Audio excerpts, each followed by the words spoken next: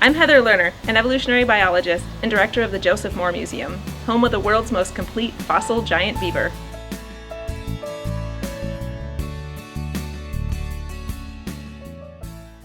Welcome to the Joseph Moore Museum. This is my friend Judy. She is cold-blooded, whereas I am warm-blooded. Since she is cold-blooded, she gets all of her heat from the area around her, which is currently me, which is why she looks so happy. Today we're going to show you cold-blooded reptiles. The ones we show you all do this process called brumation, which means in the cold weather, they're able to sleep, but also get up and move around and eat. They have adapted this to survive the harsh winters.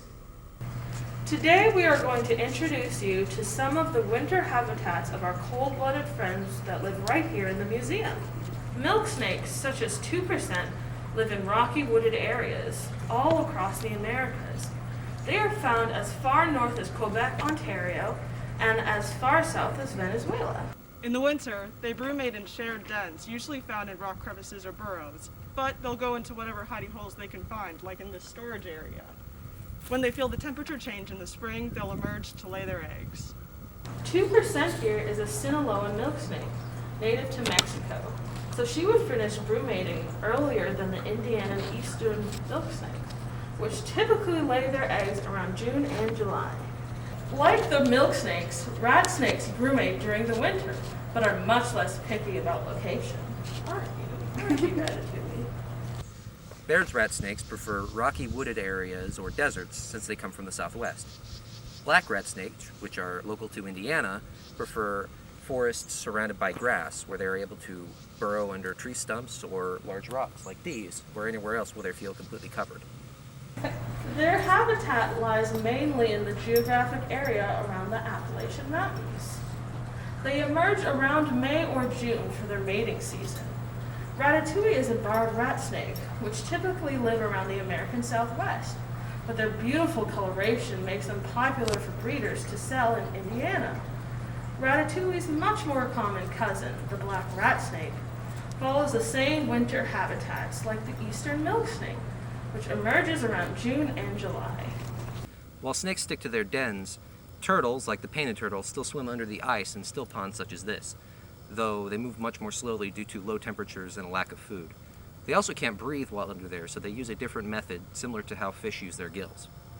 They use the blood vessels in their butts to draw in oxygen from the water around them. This allows them to survive underwater in very cold temperatures for up to 100 days. Isn't that so cool? The painted turtle lives all throughout the U.S. as well as parts of southern Canada. Our previous director, John Iverson, has studied how turtles adapt in cold temperatures in North America and did research on painted turtles in Nebraska for over 40 years, investigating how long they live. Another turtle, the common snapping turtle, also lives in habitats such as this. When spring comes, the snapping turtle will emerge from the pond to mate, and then they'll travel long distances, sometimes even climbing over fences to lay their eggs. They do this so that the spring rains won't flood their nests, similar to other types of aquatic turtles. This is Orin, our tiger salamander. Can't really see him right now. He's taking a nap underneath the dirt. Unlike reptiles, amphibians have to stay near water in order to keep moist throughout the winter. The tiger salamander, for example, lives in grasslands, forests, or marshy areas. They have the greatest range of any North American salamander and have been found in southern Alaska, eastern Canada, and even Mexico. However, there are certain subspecies that are considered invasive in their area. Here in Indiana, they aren't considered under any special conservation status. Their habitats, however, marshes and seasonal ponds, are especially susceptible to human disturbance and pollution. In the winter, they hibernate in deep burrows, and when spring comes, they awaken to go to special breeding ponds where they mate. While the tiger salamander brumates in the winter and emerges in the spring to mate, the smaller marbled salamander, which is also native to Indiana, does something a little bit different. They lay their eggs underneath the hollows of rocks and logs and keep them moist until they're ready to hatch. Then the new babies will burrow and hibernate in the mud so that in the spring they'll be at a size large enough to compete with bigger, faster growing species like the tiger salamander.